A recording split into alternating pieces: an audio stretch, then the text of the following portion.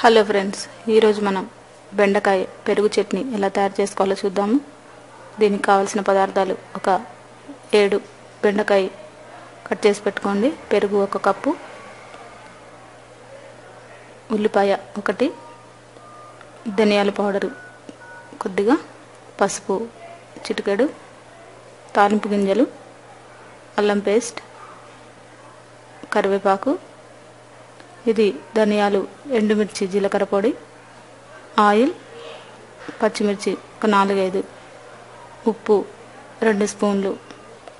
ముందుగా మనం ఆయిల్ కడాయిలో వేసుకొని ఆయిల్ వేడెక్కిన తర్వాత దీంట్లో మనం బెండకాయ ముక్కలన్నీ కూడా వేసి లైట్ బ్రౌన్ కలర్ వచ్చేంత వరకు వేయించుకోవాలి. ముందుగా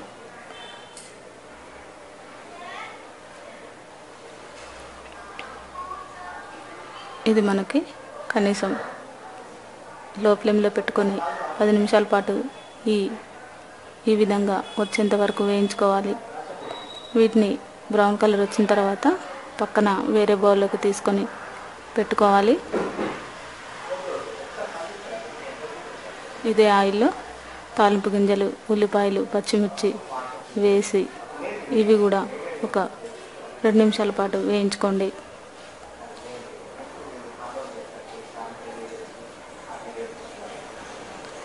ఇవి వేగిన తర్వాత కొద్దిగా కరివేపాకు వేసుకోండి. దీంట్లోనే కొద్దిగా అల్లం వెల్లుల్లి పేస్ట్ కూడా వేసి ఒక 2 నిమిషాల పాటు వేయించుకోండి.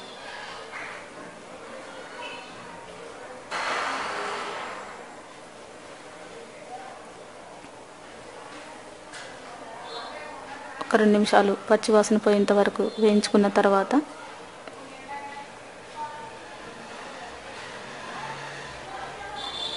దీంట్లోనే మనం ఎండుమిర్చి, ధనియాలు, జీలకర్ర కొద్దిగా ఆయిల్ వేసి వేయించుకొని ఇలా పౌడర్ లాగా మిక్సీలో పట్టుకొని పక్కన పెట్టుకోండి. ఈ వేగిన తర్వాత ఉల్లిపాయలు, బెండకాయ ముక్కలను కూడా వేసి దీంట్లో ఒక 2 నిమిషాలు వేయించుకొని కొద్దిగా పసుపు,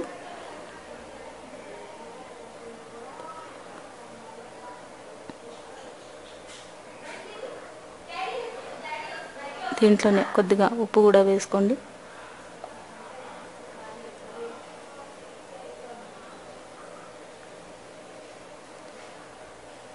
ఉప్పు వేసిన తర్వాత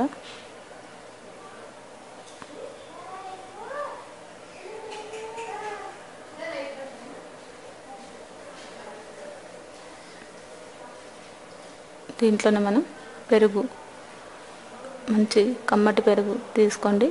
దీంట్లోనే ఈ బెండకాయలో వేసుకొని ముందుగా మనం స్టవ్ ఆఫ్ చేసుకొని ఈ పెరుగు కలుపుకోవాలి.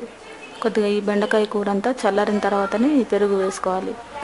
నెక్స్ట్ మనం ఈ ఎండుమిర్చి, జీలకర్ర, ధనియాలు వేయించి పెట్టుకున్న ఈ కారాన్ని వేసుకోవాలి. దీంట్లో ఇది మెయిన్ అన్నమాట.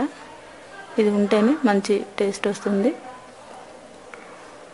చివరిగా మనం మిగిలిన పెరుగు కూడా వేసుకొని కొద్దిగా మళ్ళీ ఈ కారపొడిని ఇలా వేసుకుంటే ఎంతో రుచికరమైన ఈ బెండకాయ పెరుగు చట్నీ రెడీ అయినట్టే. ఈ రెసిపీని మీరు కూడా ట్రై చేసి చూడగలరు.